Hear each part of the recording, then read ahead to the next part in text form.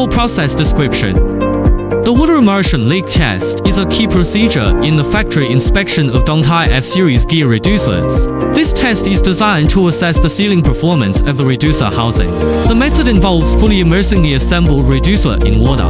Compressed air is introduced into the interior of the reducer to simulate operating pressure.